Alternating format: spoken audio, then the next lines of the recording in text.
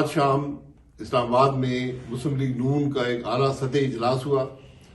جس میں supreme court کے اندر جو سخت معاملات ہیں سینٹ کے انتخابات کے حوالے سے، اس کے بارے میں غور و غوض کیا گیا اور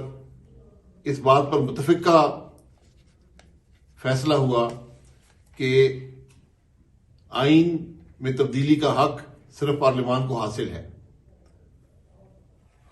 آئین کی شق 226 میں سینٹ کے انتخابات کا طریقہ محفوظ ہے، نہ ہی سپریم کورٹ آئین میں ترمیم کر سکتا ہے،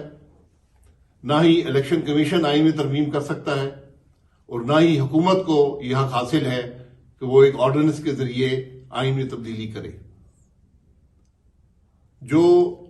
اس وقت الیکشن کمیشن نے اپنی رائے کا اظہار کیا ہے سپریم کورٹ کے اندر، وہی طریقہ ہے آئین کے تحت سینٹ کے انتخابات کا، اور اس کے اندر کسی قسم کی تبدیلی بھی پاکستان کے آئین میں ترمیم کے برابر ہوگی۔ یہ سلسلہ جو سینٹ کے انتخابات میں ترمیم کا حکومت نے شروع کیا، مکمل طور پر بدنیتی اور کے اندر وہی طریقہ ہے آئین کے تحت سینٹ کے انتخابات کا، اور اس کے اندر کسی قسم کی تبدیلی بھی پاکستان کے آئین میں ترمیم کے برابر ہوگی۔ یہ سلسلہ جو سینٹ کے انتخابات میں ترمیم کا حکومت نے شروع کیا، مکمل طور پر بدنیتی اور پارلیمان کو ایک دفعہ پھر مفلوج کرنے کا طریقہ ہے۔ اس کو پاکستان کے عوام